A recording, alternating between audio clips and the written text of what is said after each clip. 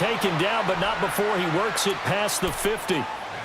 Now whistles come in. We're going to get a timeout here by the offense, as the clock's going to stop with 47 seconds to go in half number one.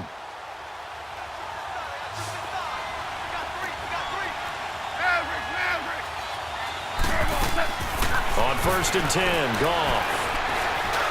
Throwing over the middle, but it's incomplete. Robert Woods, former USC man, the intended target, and that'll bring up 2nd down.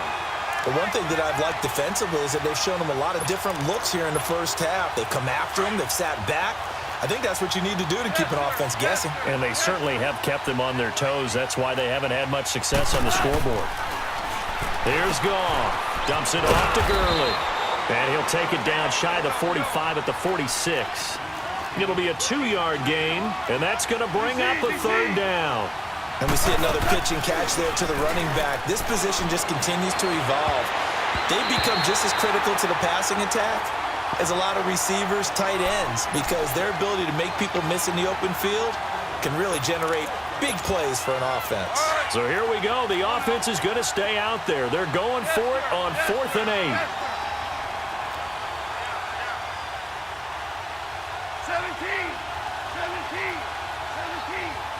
12.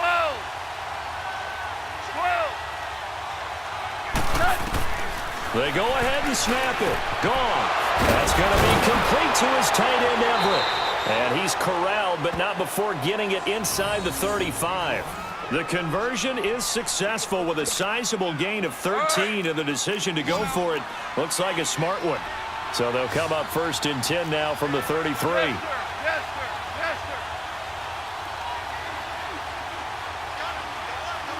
Now whistles and a timeout with 3 seconds left in the first half. So 3 seconds here remain in the half. On is the field goal unit to see about getting 3 points. From the left hash, it's an even 50-yard attempt. And he's going to miss this one wide to the left. We now proceed to the start of the second half. So we have come to halftime here in Dallas with the Cowboys out in front.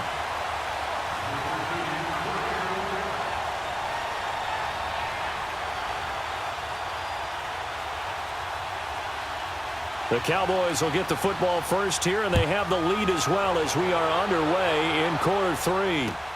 Set to return now. Here's Deontay Thompson. And a nice return sets him up pretty good here at the 30-yard line. Out come the Cowboys now as he'll go on offense first here in this 3rd quarter. They have the lead. Now they'll be looking for some separation here as we begin the 3rd quarter. I like the way you term that, because now I think they go a little bit deeper into their playbook. They like what they did in the first half. That worked okay. But in order to get the separation that you just talked about, change things up a little bit. Change your tendencies. Try and hit them a little bit more with some things they didn't see in the first half. Let's see if they do just that. Second half starts with a carry by Elliott. Ezekiel Elliott gonna take it the distance. Touchdown, Cowboys. Ezekiel Elliott, his 2nd touchdown of the afternoon. And the Cowboys will extend their lead. Always important to get the first score of the second half. Now you start to pull away a little bit and get some breathing room going. And now we find out about the fortitude of the group that's behind, because they were counting on getting into the game a little bit more, right? Maybe they get the first score. That doesn't happen. It looks almost insurmountable, but it's not. Let's see how hard they play the rest of the game. Out is the kickoff unit as they run up and send this one away. And this will be a touchback as that sails over the end line. Now the attention turns back to the Rams offense as they get ready for their first possession of the second half. They're down in this game. A chance for the offense, though, to put something on the board, get some momentum here in half 2. Try and get things kick-started for them. And you know at the half, they discussed how they were going to get that done. This is where scripting comes into play a lot of the time. How many plays do you script coming out of the second half? Most of the time in the first half, you're scripting 12 to 16. I think in the second half, you're really scripting more like 8 to 10. Kind of a starter or an opener, whatever terminology they use. Just something to get you off to a quick start. And the first play of the drive there is incomplete. Well, switching gears for a second, let's talk about all the offense that's been going on around the league. Yes, please. Let's do it. We've had 3 games where each team has scored 40 points. That didn't happen all of last year. And the most recent example, Week 6, that incredible 43-40 Pats win over the Chiefs. A lot of people talk about when you make rules changes or you emphasize certain things that you have unintended consequences. Let's not kid ourselves. This was the intended consequence. Open up offenses, more scoring. We're seeing that, and we're seeing it, and fans are loving it. Defensive coordinators are hating it, but fans are loving it. And how about Patrick Mahomes, Tom Brady, that New England-Kansas City game? Big throw for big throw, touchdown for touchdown, and Brady guides him to a field goal to win it in the end. Yeah, the elder statesman, because Patrick Mahomes was just 5 years old when Tom Brady threw his first touchdown pass in the NFL. A gain of 13 and also a first down. So here's a 1st and 10 at the 38. Goff on first down. And it's a short one here, complete to his tight end. And he'll bring it up here to right at the 40-yard line. Give him a couple on the catch. It's 2nd and 8. One thing you're hoping for when you run drag routes, you're able to hit a receiver in stride, and he can pick up a lot of yardage after the catch. But in this situation, the defense was effective, able to stop him before he could get a good head of steam going. The reception good for 7. It's 3rd down. Brandon, they didn't get everything they wanted out of that play, but the tight end did. And I don't mean it in a positive way. Great job of him holding on after absorbing that big hit. A pickup of 5 that time and a first down. Tough first half for him, unable to put up the numbers he's used to producing. But with a guy like him, you and I both know it just takes a couple of explosive touches for him to make an impact on this game and on the stat sheet as well. Still in search of their first touchdown of the game, but they're on the move. 1st and 10. They go play action here on first down. Under a heavy rush, and down he goes.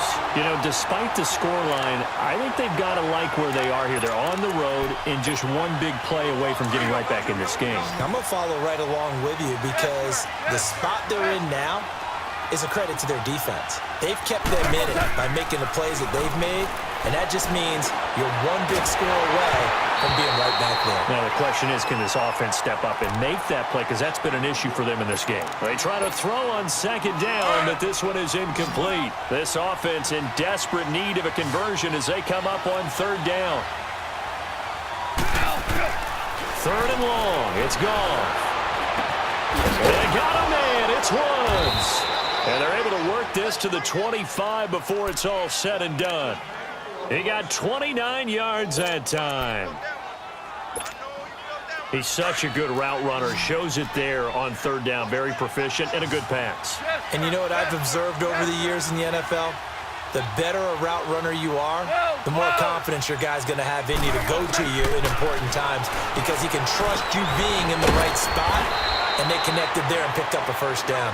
And he'll be brought down at the 21, just shy of the 20 in the red zone. Goff throwing again. Flush to his right. And he'll avoid the tackle there with a slide. Nothing open downfield. He keeps it himself for 11 and a first down. Sometimes guys get locked into such a groove. What do we call it? The game slowing down. They see everything happening almost in slow motion. They see the lanes develop. I feel like he's right there. Well, and you want this from your leader, right? With this deficit, this stage of the game, 2nd half, no quit in him. And he can't get rid of it. He's taken down. Taco Charlton in there to get him for a loss of 5. The amount of sacks that they've absorbed in this game is absolutely extraordinary. Let's just face it. This offensive line, flat out, cannot handle this pass rush. It's been demonstrated time and time again. Now a 2nd down throw for the end zone, but it's incomplete. Back-to-back great plays defensively. You get the sack on 1st and goal. A great job in coverage there. All of a sudden, they're looking at 3rd and goal from further back than when they started. And the really good play callers look ahead and down and distance sequence. Now he's got to backtrack a little bit and go maybe off his play sheet to try and dial something up here. 17.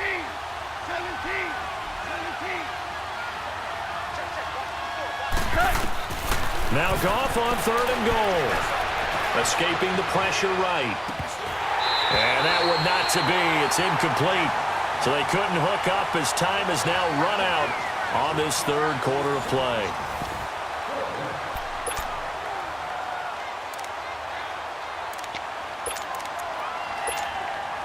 The field goal doesn't help. They're going to go for the 6 here on 4th and goal.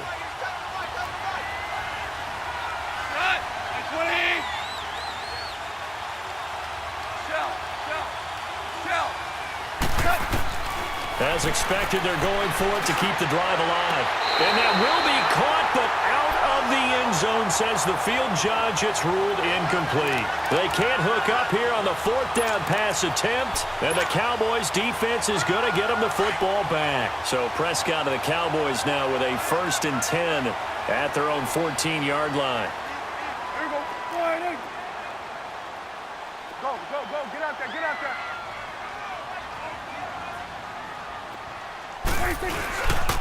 They start on the ground with Elliott. And some space here. And way up past the 35 before he's taken down. Good yardage as he rumbles for 24 and a first. He's still rumbling, isn't he? Still looking fresh in this one despite the heavy workload. But you and I both know, well-conditioned, and he did tell us that he thrives on being at his peak late in ball games.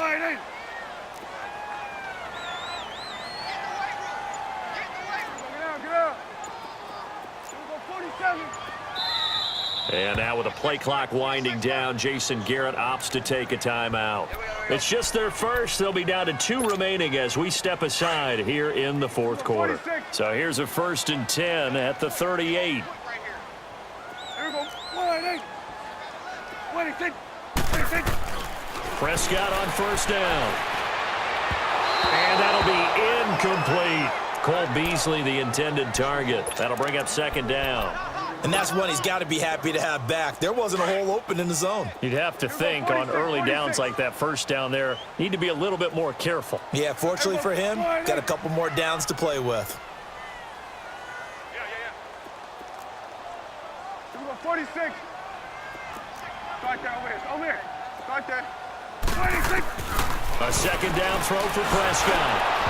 And that one goes incomplete. He's maybe lucky it wasn't a fumble as he got hit as he threw it. When defenses get to the quarterback that quickly, a lot of times it's called a jailbreak. It wasn't quite that fast, but fast enough that he had no time to look downfield and set himself to throw the ball. And as he tried to do that, he was hit, and it forced an incompletion. Now they face a 3rd and 10 after back-to-back incompletions. Here we go. 46.